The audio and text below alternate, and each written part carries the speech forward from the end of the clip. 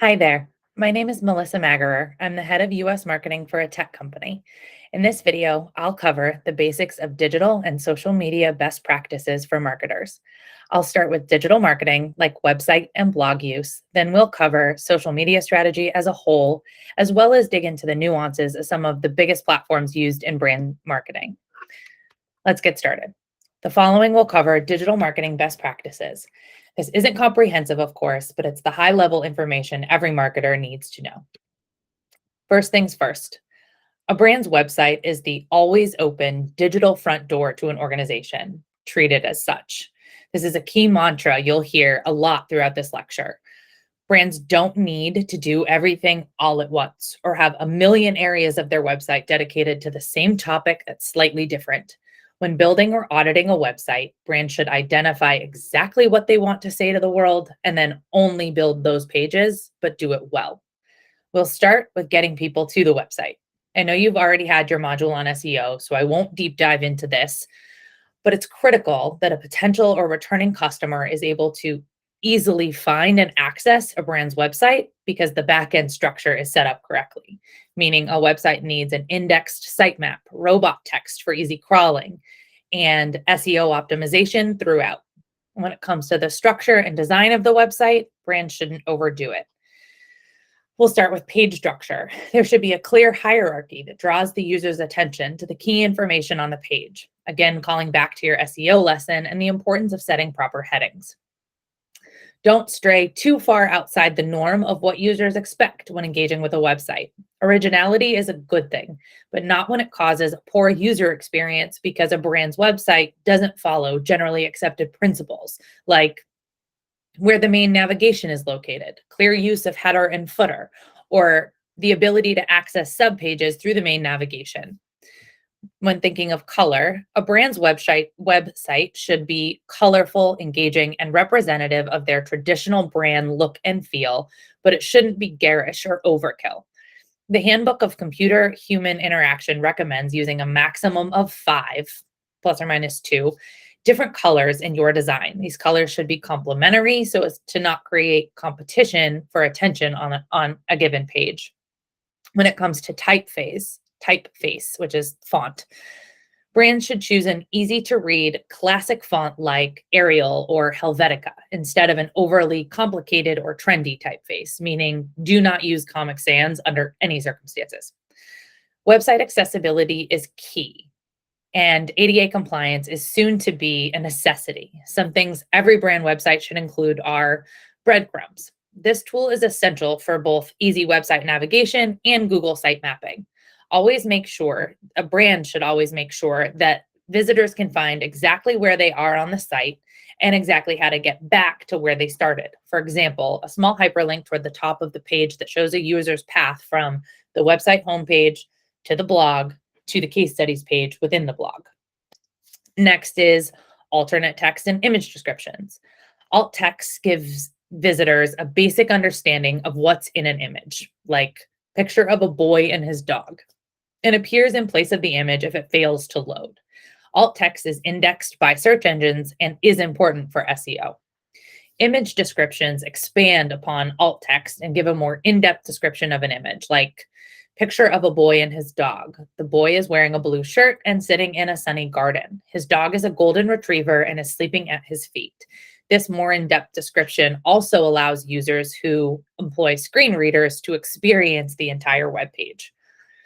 Color contrast. In order for text to be legible on backgrounds, websites need a contrast ratio of at least 4 to 5 to 1, with larger text, a contrast ratio of at least 3 to 1.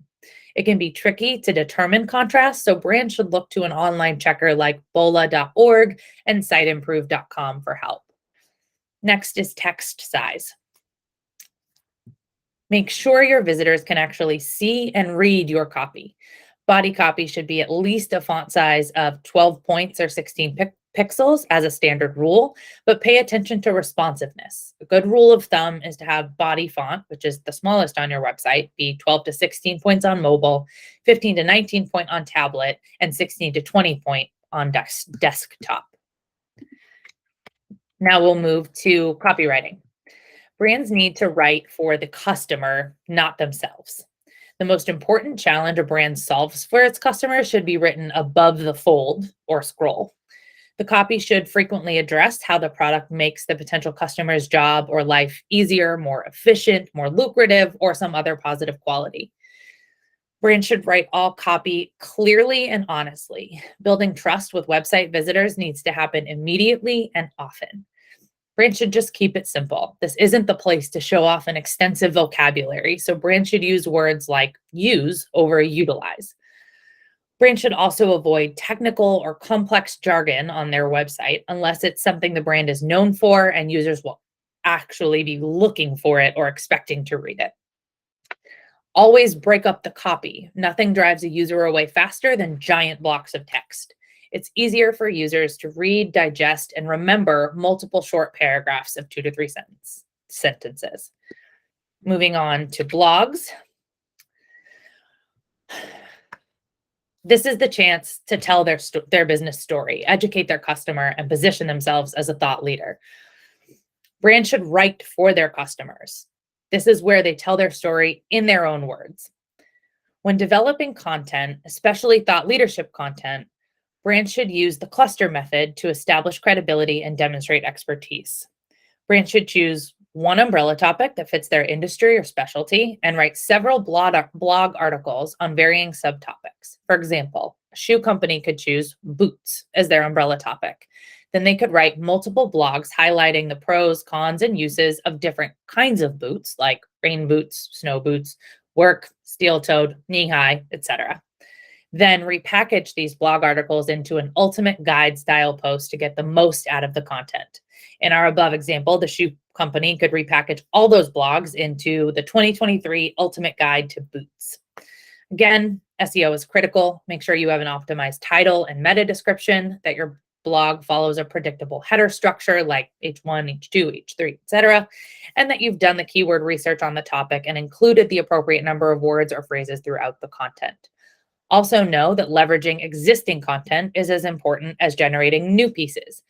Brands should focus on getting the most out of a piece already generated over pumping out 3+ pieces per week. Brands can repackage a blog post into an infographic, a series of micro-organic social posts, build it into a white paper or an ebook, add to a newsletter or an email, and more. Brands should also update ultimate guides like we covered and best of or top tip posts yearly for relevancy and for SEO. Now we'll jump into social media best practices, and we'll start with strategy at a high level, then touch on each of the major platforms. So, don't be everywhere all at once, like we said before. Do the work, find the audience, and execute well. It's tempting for brands to have 5+ social media accounts across all the platforms in a bid to reach everyone, everywhere, all the time. But without a seriously robust social media team, this gets exhausting quickly and quality suffers. Instead, brands should research where their ideal customer is spending their time, what types of content they're engaging with, and who they follow or are interested in. Once they have that information, brands should determine which 1, 2, or 3 platforms will help them best reach their audience and do those well. This is a game of quality of engagement over quantity of engagement. In a well-designed strategy, a social media content calendar should be booked out up to 2 weeks in advance. This way, the brand isn't left scrambling. But this plan should always be agile and leave room for spontaneity. Brands shouldn't be so locked in that they miss the chance to meet their audience on a hot topic that fits their expertise and their space. Also, hot tip, brands should repost the best performing content every 60 to 90 days. As much as we'd all love to believe that our content is so strong that it resonates and lives in the minds and hearts of our followers, chances are if somebody read it, they'll forget about it and read it all over again like it's new. Or perhaps it builds recall, which is another benefit for a brand. Next, there will always be a new social platform or format. Brands should play with them, individuals should experiment on their own, and if it fits the brand, jump in before the market gets saturated. For example, Be Real hit the scene and absolutely took off with individual use.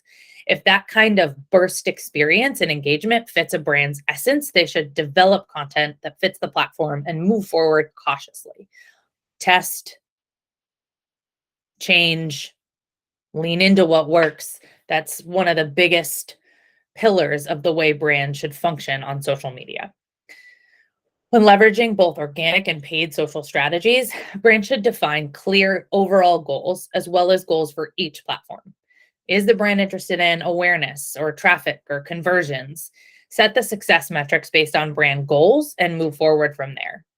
Even if a brand has multiple goals on a platform, they should tailor all content not only to that one platform, but also to the objective with that particular asset. Brands should keep in mind that paid and organic campaigns are completely different and need to be treated that way.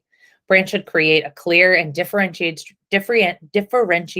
strategy for each style, whether it's paid or organic, by platform and by objective. No matter which platform you're on, writing like you would speak and in short, concise language is critical. Attention spans have dwindled rapidly because of digital and social media. According to Dr. Gloria Mark, a professor of informatics at UC Irvine, the average attention span is 47 seconds. That means brands have even less than that time to capture and engage users. So how do you do that? And how do you jump on where the users are? Brands should use hashtags in posts based on the platform style and user expectation. These are typically trending topics or thoughts that people will follow to see what's hot in that area. So for Twitter, definitely yes, use hashtags, but only one or two that are directly associated with the tweet or trend. LinkedIn, yes, use them as long as the post you're using them in is educational and valuable to anyone following those hashtags. Don't keyword stuff. That means don't use random keywords that don't match what you're saying just to reach more people. On Facebook, avoid it because they never really took off and they look kind of out of place. And on Instagram, definitely use them and get creative with the variations of hashtags you use on any brand uses on any given post to reach a wider audience, meaning do keyword stuff. Brands should engage in trends, but only ones where the brand really adds value. If a brand tries to shoehorn their way into a social media trend that feels forced or like it's hijacking, it'll backfire. It can also be tempting for brands to comment on every major cultural or societal issue that hits mainstream media as a way to show support or leadership in some of these initiatives. It's important that brands monitor the discourse and don't center themselves on these complex issues. If the issue at hand doesn't directly affect a brand, they should stay quiet. If the brand feels strongly they should contribute to the public discourse because it fits with their brand purpose or mission, they should back it up with examples of work they've done in support of the issue they're speaking out on, like REI and climate change initiatives. They should also loop in internal or external PR teams to develop a plan to handle any blowback. Now we jump in to platform-specific information, starting with Facebook. The term that comes to mind is cheugy. What do I mean by that? Facebook has evolved from being a platform only available to college students with a collegiate email address to everyone can join, but advertising was limited, to everyone is there with tons of advertising, to now mostly older generations still on the platform regularly, and even more focus on advertising. It's a platform that brands should continue to run, but organic campaigns should simply repurpose content on a regular cadence to serve more as a Yelp or review page for the business. This proves an active presence, but requires little time and effort from the brand. They should also post regularly, especially if they advertise. As with other platforms, they need to know their audience and write for them. Ultimately, this platform should be used to foster social engagement with the brand's online community. Probably the biggest thing Meta has going for it is the paid media abilities, and the targeting capabilities for paid campaigns and on Facebook and Instagram continue to be unrivaled by all other social platforms combined. Facebook in particular is roughly 30% more efficient than Instagram, with variations based on industry. So Facebook is our leader in paid media, not counting Google, which is a totally separate beast. While Facebook itself can be great for brand awareness and follower engagement, paid advertising on Facebook can be great for driving purchases, getting website conversions, lead generation, boosting awareness even further. And because Facebook and Instagram are both owned by Meta, it's easy to set up and monitor separate and individual paid campaigns in one ad dashboard. There will Always be a platform scrambling to stay ahead. Right now, that's Instagram. Every day, there are changes to the capabilities, and what works today will not work tomorrow. For grid posts, brands should create ones that highlight products, experiences, or real life examples of the brand's offering. User generated content does particularly well because it acts as peer to peer social proof. It's obviously a predominantly visual platform, so brands shouldn't go overboard with text in an image or in the caption. This isn't a medium for textual storytelling, but rather visual storytelling. As we said before, use a ton of hashtags, but make sure they're at the bottom of the post. You don't want them to take over. IG Reels are the other element of the platform and are basically a dumping ground for content, at least for now. This means brands can and should repurpose content onto this platform, but that won't work the other way around. It'll be obvious and a major misstep if a brand tries to push a reel to another platform like Snapchat or TikTok. As I said before, things are always changing on this platform, so always be willing to experiment with its functionality as it becomes available. And because it's also owned by Meta, Instagram advertising benefits from all the same capabilities provided on Facebook. Brands should definitely take advantage of that as well. LinkedIn is social media for professionals as individuals, but also for brands to build credibility as an industry thought leader with related professionals. B2B brands absolutely belong on the platform as long as they have the resources to dedicate to a consistent organic posting and engagement strategy. B2C brands should be thoughtful about whether or not they need a LinkedIn presence, perhaps for recruiting, but they should really evaluate whether their buying audience wants to engage with them in a professional space. The primary goal of an organic strategy on LinkedIn should be education and fostering conversation with the brand's followers. Posts should include things like thought leadership content that sparks engagement, polls that create dialogue, or commentary on something brand related happening in the industry or society. It can also be a great place for pre and post event engagement, including pictures of attendance, highlighting key takeaways, or celebrating milestones or award winners. For B2B brands, this is likely the best platform for paid demand generation strategies. LinkedIn offers many different types of advertising objectives like form for lead capture, brand awareness, video to boost engagement and traction, follower growth, etc. Brands should identify their main goals and build campaigns using those stated objectives. The targeting capabilities are robust and allow for very broad targeting for a brand to have great reach, down to specific targeting for account-based marketing campaigns. Pinterest gets an honorable mention. It's a strong platform, but is incredibly industry specific. In industries like fashion, beauty, lifestyle, and home improvement, or any other one where people would look for visual inspiration or direction, like me when I was redoing my bathroom, brands see great engagement and performance, both organically and through paid media. When creating organic posts, brands can repurpose imagery from other visual platforms, but posts should be thoughtful, easily pinnable, and tailored to the platform in a format audiences expect to see. Pivoting to touch on paid advertising on Pinterest quickly, brands in the industries I just mentioned see a high return on ad spend due to the highly engaged audience on Pinterest. Another benefit these industries see when advertising is the Pinterest Trend and Insights report that the platform provides, which is superior to the level of information provided by any other platform right now. Snapchat is unique in that it is mostly used as peer-to-peer communication. Brands must know their audience, who they are, how they're using the app, and what they want to see. When using it for organic engagement, brands need to be careful to understand and execute where they actually fit into that landscape. They must ask themselves questions like, how do we fit into private conversations? Is this something our audience is already talking about? Are we giving a solution to problems they may be talking about? Are we sparking a new conversation? A Snapchat organic strategy should be built around the answers to these questions. For paid media, brands should focus on a quick conversion with on-trend sounds and visuals. When determining success metrics, brands should define conversion by what's a meaningful action for them, like a click to a landing page or watching a video or something else. Oh, TikTok. You've heard it before and you'll hear it again. TikTok is an entertainment platform, not a social one like those we've covered today. Brands must ask how they can entertain and provide value to their audience. In terms of objective setting, this is a brand awareness platform, not a demand generation platform. A brand should understand and operate with that in mind. To be native and true to the platform and not get burnt or dragged, brands need to focus on making TikToks, not ads, when developing that content. This means when engaging organically, brands should focus on entertaining, not selling. They shouldn't jump into a trend for the sake of engagement because it will backfire if it doesn't fit. Brands need to be aware of the rules and restrictions the platform will put on their account. For example, verified accounts are required to use the very restricted commercial music library, even for organic content.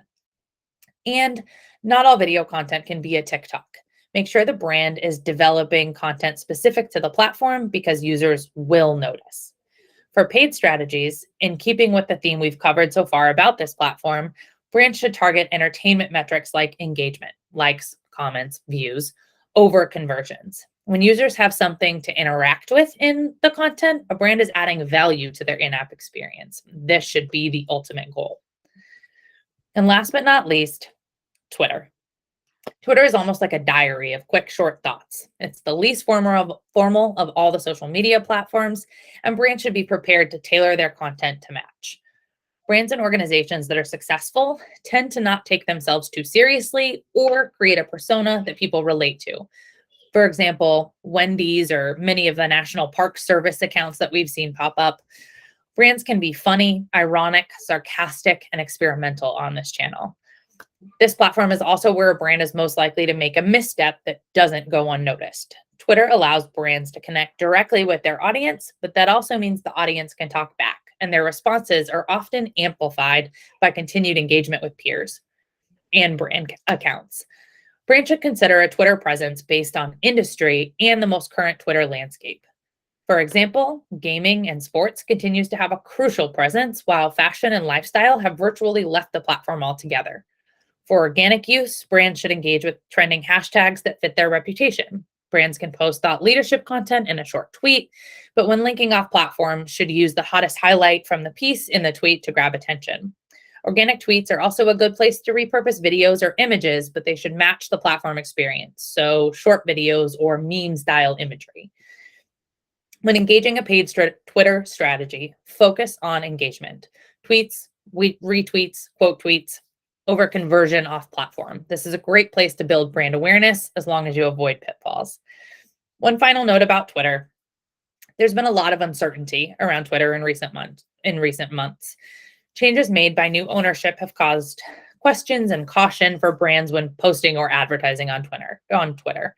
Less stringent rules around content moderation and ad placement are making it difficult for brands to know where their content is showing up and alongside what.